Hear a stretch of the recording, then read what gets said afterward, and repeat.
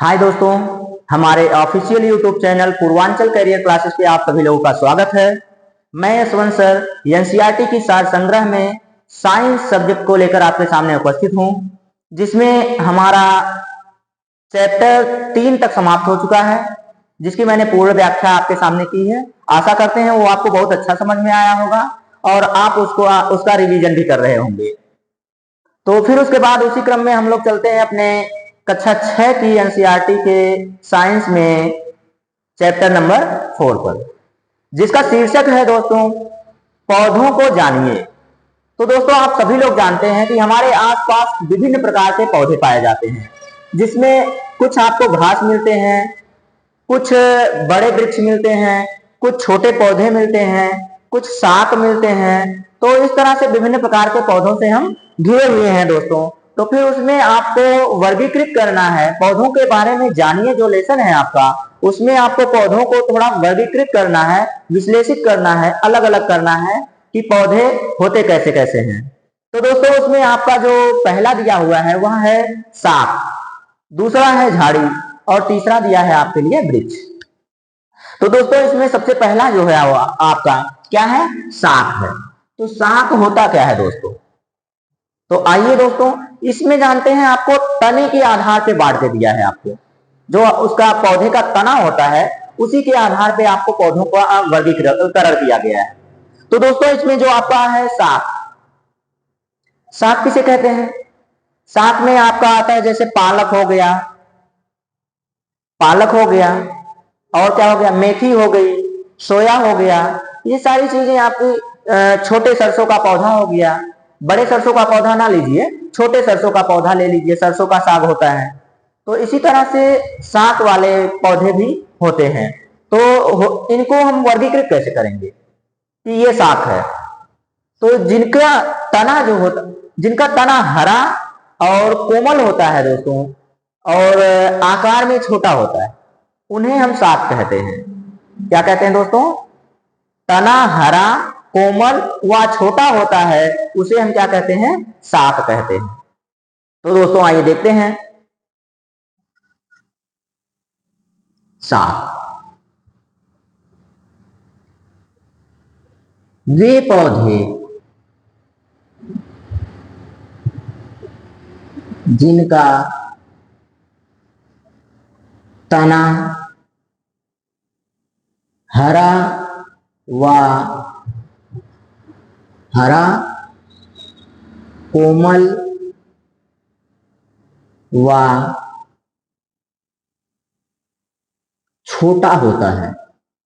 व छोटा होता है,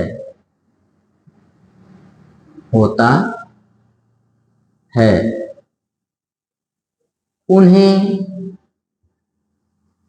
वे पौधे जिनका तना हरा, कोमल व छोटा होता है, उन्हें शाक कहते हैं। क्या कहते हैं? शाक कहते हैं।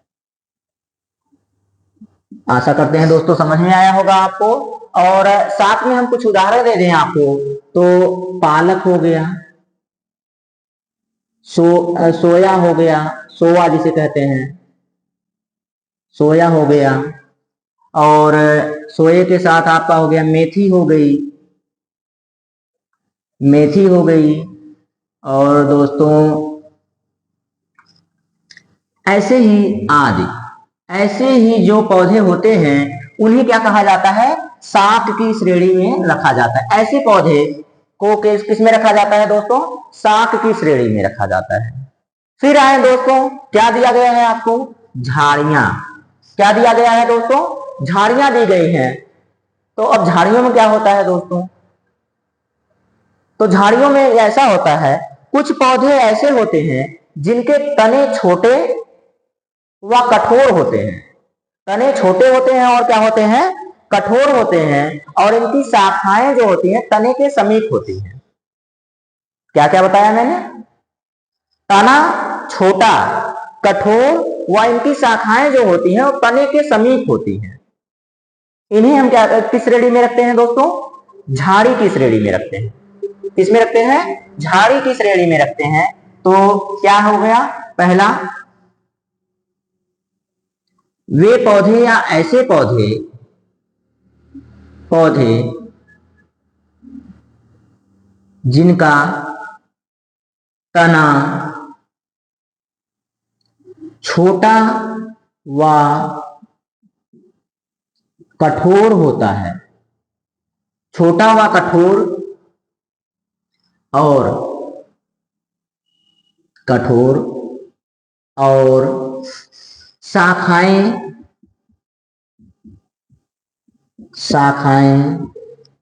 तने के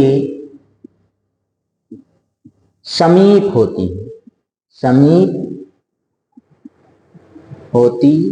हैं, उन्हें झाड़ी की श्रेणी में रखा जाता है या उन्हें झाड़ी कहा जाता है। तो झाड़ियों में देखेंगे दोस्तों तो कई प्रकार की झाड़ियां आती हैं। जब खेतों में आप जाएंगे, क्षेत्र में अपने जाएंगे, खेत खलिहानों में, तो वहां आपको मेड़ पर झाड़ियां मिलती हैं, खेतों में झाड़ियां मिलती हैं। तो कुछ झाड़ियां कटीली होती हैं, कुछ ऐसी ही होती हैं जिसमें कांटे नहीं होते हैं, तो कुछ की पत्तियों में कांटे होते हैं। तो झाड़ियां भी विभिन्न प्रकार की होती हैं दोस्तों। अभी तो हम सिर्फ फिलहाल किसे झाड़ियों को वर्गीकृत करें, झाड़ियां क्या होती हैं। तो झाड़ियां कैसी होती हैं, तना उनका छोटा होगा, कठोर होगा और जो शाखाएं होती हैं वो तने के जस्ट समीप होती हैं। तो दोस्तों ये हो गई झाड़ियां। आप खेत खलिहानों में जाएंगे तो देखेंगे झाड़ियां, बहुत सारी झाड़ियां होती हैं जो पैरों में फंसती हैं या फिर इधर उधर जाते हैं, कांटे लग चुभ जाते हैं, तो ये सब झाड़ियां होती हैं। ठीक, फिर उसके बाद आते हैं वृक्ष। तो दोस्तों वृक्ष क्या होता है, जैसा कि आपको पहले से ही अवगत है, वृक्ष आपके समीप होते हैं। तो दोस्तों आप खुद कमेंट करके बताइए कि कुछ शाख कमेंट कीजिए, कुछ झाड़ियों के नाम कमेंट कीजिए और कुछ वृक्ष के नाम कमेंट कीजिए दोस्तों, जल्दी जल्दी कमेंट कीजिए दोस्तों। तो चलिए देखते हैं वृक्ष क्या है। तो वृक्ष जो होते हैं दोस्तों, उनके जो तने होते हैं वो लंबे होते हैं। तने कैसे होते हैं, बहुत लंबे होते हैं और सुदृढ़ होते हैं।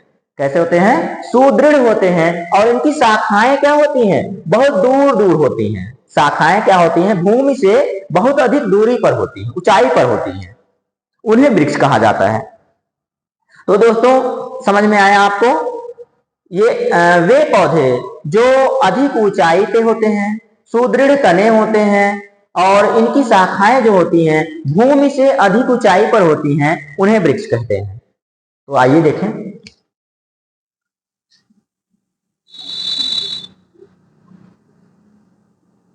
ऐसे पौधे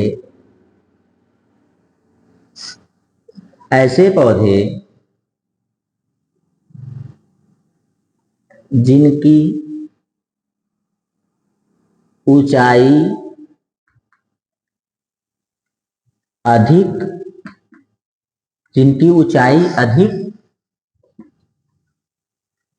तने सुदृढ़ का मतलब दोस्तों मोटा चौड़ा और कठोर, मोटा चौड़ा और कठोर, तने सुदृढ़ होने का मतलब हो गया। तो अधिक ऊंचाई हो गई, हाँ, और वह शाखाएं भूमि से अधिक ऊंचाई पर होती हैं, अधिक ऊंचाई पर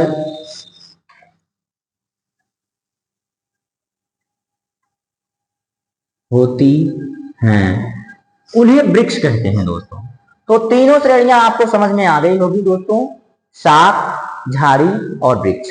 वृक्ष में आपको जैसे में हम नहीं लिखेंगे दोस्तों, आप लोग खुद ही कमेंट करके बताइएगा कि वृक्ष में कौन कौन से नाम आते हैं। तो वृक्ष ढेर सारे होंगे दोस्तों, आपको भी पता है, तो आप कमेंट करके हमको बताइएगा कि वृक्ष क्या होते हैं। तो फिर इसके बाद दोस्तों आपका आता है लताएं। लताएं क्या होती हैं दोस्तों, आइए देखते हैं। पहले इनको साफ कर लिया जाए। तो दोस्तों अगर आपको स्क्रीनशॉट लेना है तो हम हट जा रहे हैं, आप स्क्रीनशॉट ले लीजिए।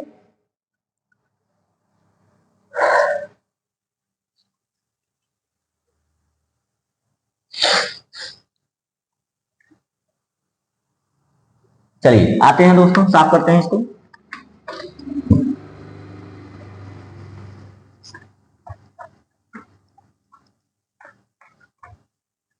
लताओं में दोस्तों दो प्रकार की लताएं मिलती हैं आपको।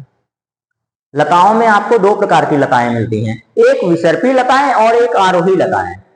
कौन कौन सी लताएं मिलती हैं दोस्तों? विसर्पी लताएं, और दूसरा क्या मिलता है दोस्तों? दूसरी लता कौन सी? आरोही लताएं। आरोही लताएं। अब दोस्तों इन दोनों में क्या अंतर है? इनके तने जो होते हैं ना वो कमजोर होते हैं। तने कैसे होते हैं? कमजोर और कोमल होते हैं, और पृथ्वी पर ही, भूमि पर ही क्या होते हैं? ये वृद्धि करते हैं दोस्तों। तने कमजोर और कोमल होते हैं, और क्या होते हैं? भूमि पर ही या क्या होते हैं? फैले हुए होते हैं। इन्हीं क्या कहते हैं? विसर्पी लताएं कहते हैं दोस्तों। तो दोस्तों समझ में आपको आ गया क्या हो गया? तो आइए देखते हैं क्या है।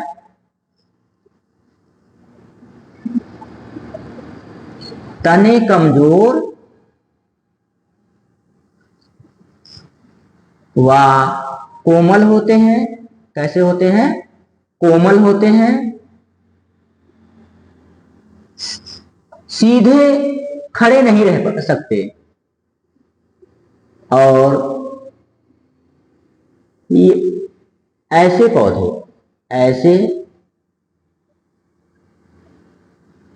ऐसी लताएं, पौधे या ऐसे पौधे कर लीजिए, ऐसे पौधे, माफ कीजिएगा, ऐसे पौधे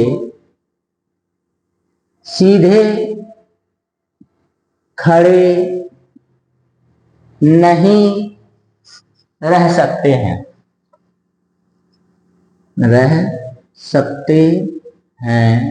और भूमि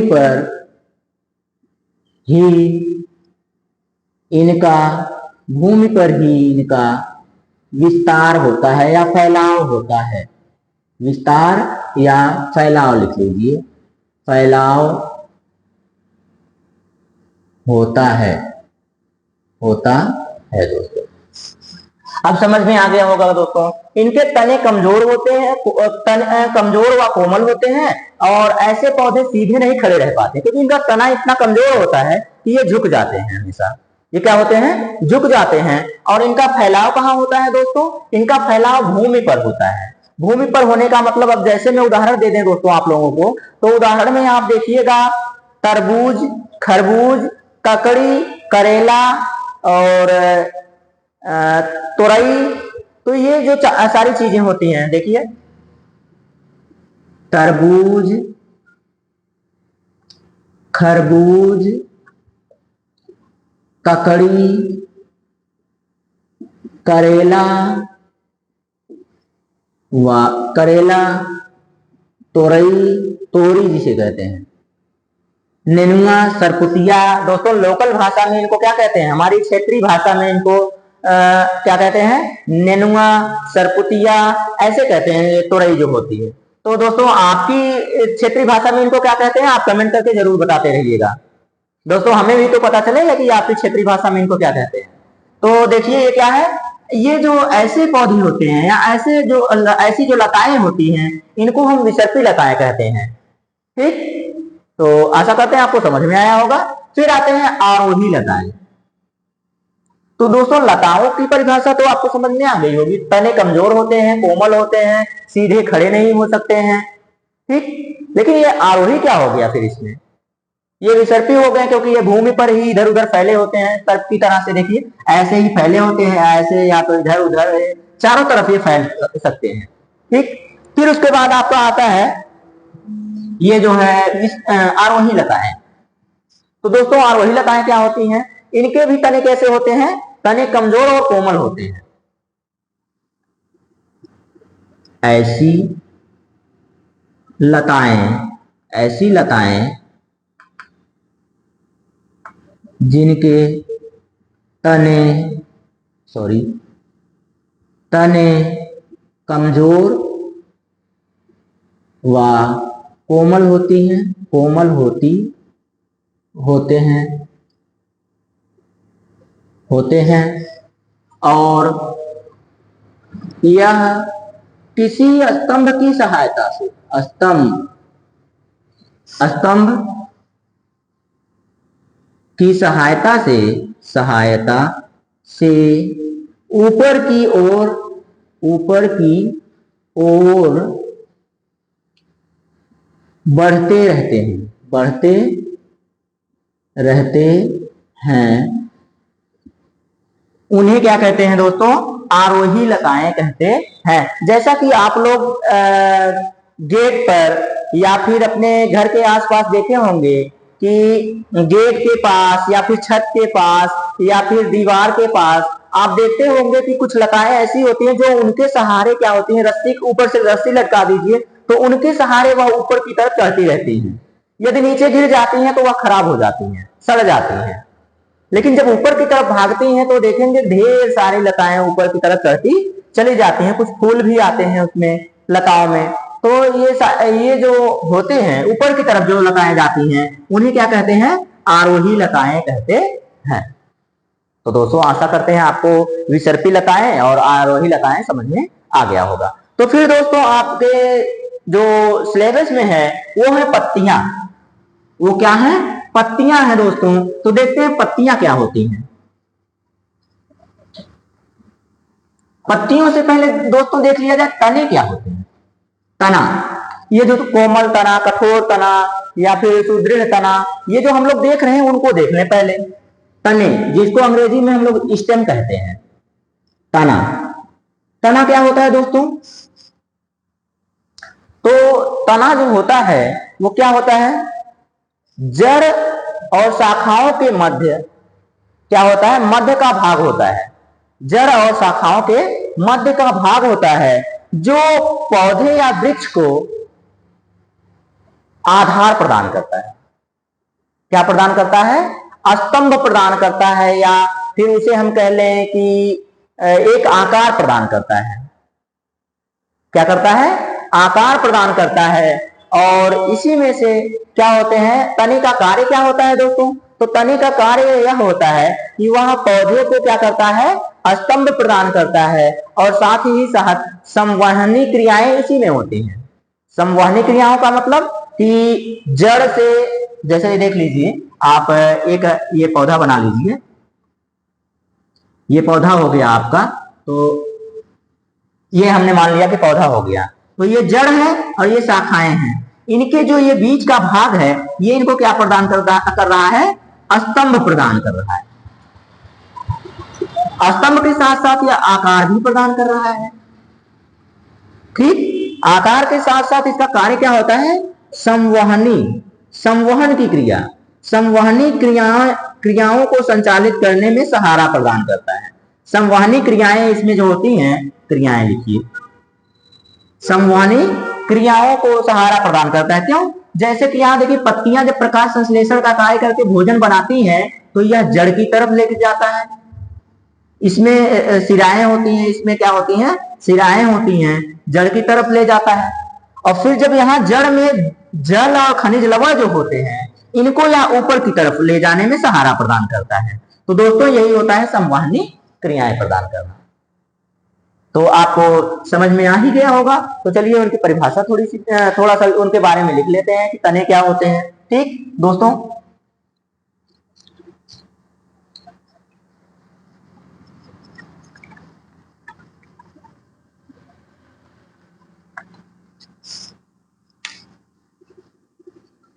जड़ तथा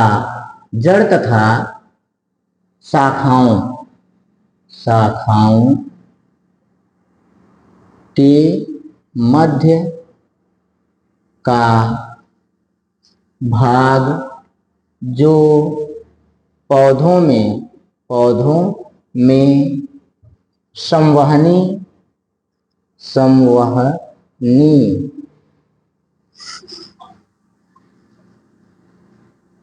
क्रियाओं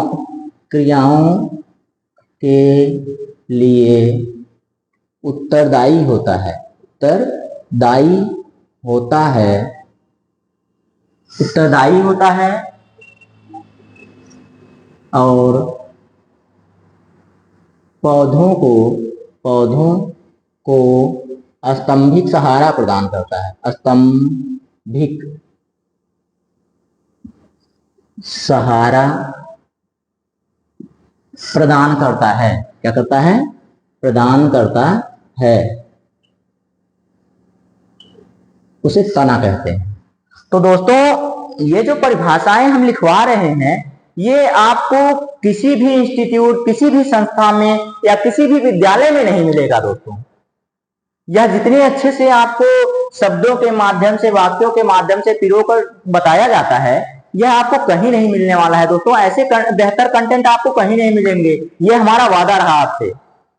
ठीक दोस्तों, तो ऐसे ही बेहतर कंटेंट को प्राप्त करने के लिए, ऐसे ही बेहतर स्टडी मटेरियल को प्राप्त करने के लिए आप हमारे चैनल पूर्वांचल करियर क्लासेस को ज्यादा से ज्यादा लाइक और सब्सक्राइब कीजिए, ताकि हमारा और हमारी टीम का जो मनोबल है वह बढ़ता रहे और हम आपको ऐसे ही बेहतर कंटेंट देने के लिए प्रेरित हों। ठीक दोस्तों, तो देखिए तना हो गया, तना हो गया ना दोस्तों। तने के बाद अब देखते हैं पत्ती। तने के बाद देखा जाए तो पत्ती आती है, पत्तियां जिसे कहते हैं। ठीक दोस्तों, तो आते हैं पत्ती के।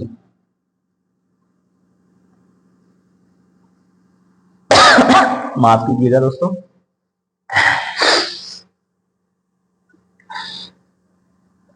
तो दोस्तों पत्ती क्या होती है? तो पत्ती जो होती है यह बहुत महत्वपूर्ण अंग होता है पौधे का। पौधे का क्या होता है? बहुत ही महत्वपूर्ण अंग होता है। क्यों होता है? क्योंकि पत्तियां ही हैं जो सूर्य के प्रकाश से क्या करती हैं? भोजन का निर्माण करती हैं। पौधे में भोजन का निर्माण कौन करती हैं? तो पत्तियां करती हैं। तो देखिए दोस्तों, सूर्य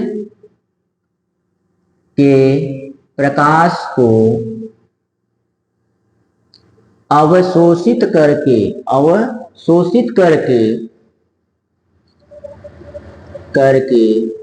भोजन का निर्माण करती हैं। कौन करती हैं दोस्तों? तो पत्तियां करती हैं। यानी कि भोजन का निर्माण कर रही है। इसका मतलब है कि ये बहुत ही महत्वपूर्ण है, क्योंकि भोजन के बिना तो कोई, जितने भी सजीव हैं उसमें से किसी का भी जीवन निर्वाह नहीं होने वाला है। किसी ना किसी प्रकार से उसको भोजन की आवश्यकता होती ही है दोस्तों। तो भोजन जो निर्माण कर रहा है उसका तो बहुत ही महत्वपूर्ण होगा। तो दोस्तों आइए देखते हैं, जैसे कोई अब पौधा बना दें, ये पौधा हो गया, तो पौधे के साथ अगर हम देख लें, ये हो गया पौधा, तो इसमें पत्ती बना दिया जाए, तो ये हो गया दोस्तों आपकी पत्ती। ये बन गई आपकी पत्ती। तो दोस्तों अब ये देखिए पत्ती है, तो पत्ती हरी होती है। किसके कारण हरी होती है? तो होती किसके कारण है? तो क्लोरोफिल के कारण पत्तियां हरी होती हैं। ये कई बार आपको कई बार आपको प्रीवियस ईयर के प्रश्नों, पेपरों में, परीक्षाओं में, प्रतियोगी परीक्षाओं में पूछ चुका है कि पत्तियां हरी क्यों होती हैं, या सूर्य का प्रकाश पत्तियां अवशोषित क्यों करती हैं? तो इन्हीं क्लोरोफिल के कारण जो है पत्तियां सूर्य के प्रकाश को अवशोषित भी करती हैं और भोजन का निर्माण भी करती हैं। ठीक दोस्तों, तो क्लोरोफिल का भी बहुत बड़ा महत्व है। तो दोस्तों इसी के कारण ये जो पत्तियां हैं वो हरी होती हैं। तो दोस्तों इसमें एक बिंदु आता है, ये जो तने और पत्ती के बीच का भाग है, तने और पत्ती के बीच का भाग है, या फिर हम सीधे सीधे कह लें ये जो तना है, पत्ती जो है, पत्ती तने से जुड़ा किस भाग से है? तो इस भाग को हम लोग क्या कहते हैं? पर्णवृंत कहते हैं। क्या कहते हैं दोस्तों? इसे हम लोग पर्णवृंत कहते हैं। किसे? जो पत्ती का वह भाग जिससे पत्ती तने से जुड़ा हुआ होता है, उसे हम लोग क्या कहते हैं? उसे हम लोग पर्णवृंत कहते हैं।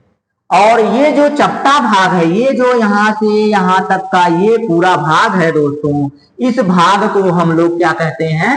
पर्णफलक कहते हैं। क्या कहते हैं दोस्तों? फलक कहते हैं, यानी कि जो पत्ती का पूरा भाग होता है, जो चपटा हरा वाला भाग होता है, उसे हम लोग क्या कहते हैं दोस्तों? पर्ण फलक कहते हैं दोस्तों। तो दोस्तों देखना ना भूलिएगा, बहुत ही महत्वपूर्ण बिंदु है ये सब। तो देखिए दोस्तों, अब ये जो बीच में ये भाग है पत्ती का, चलिए इसे हम साफ कर देते हैं पहले। ये जो भाग है तो आपको हाइलाइटर से हाईलाइट कर दें दोस्तों। ये जो नीले वाले भाग से, अब देखिए,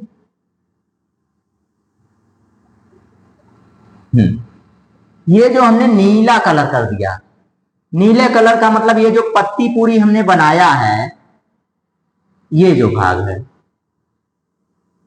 ये जो भाग है आपका, ये जो नीला वाला पूरा भाग है, ये वाला भाग क्या कहलाता है? पर्णफलक कहलाता है। क्या कहलाता है दोस्तों? पर्णफलक कहलाता है। और ये जो बीच का भाग जिसे हम लाल कर दे रहे हैं, रेड कर दे रहे हैं, तो ये जो बीच वाला भाग है दोस्तों, फिर से हम बना दे रहे हैं दोस्तों, जल्दी जल्दी बना दे रहे हैं, थोड़ा सा 1 मिनट का समय दीजिएगा।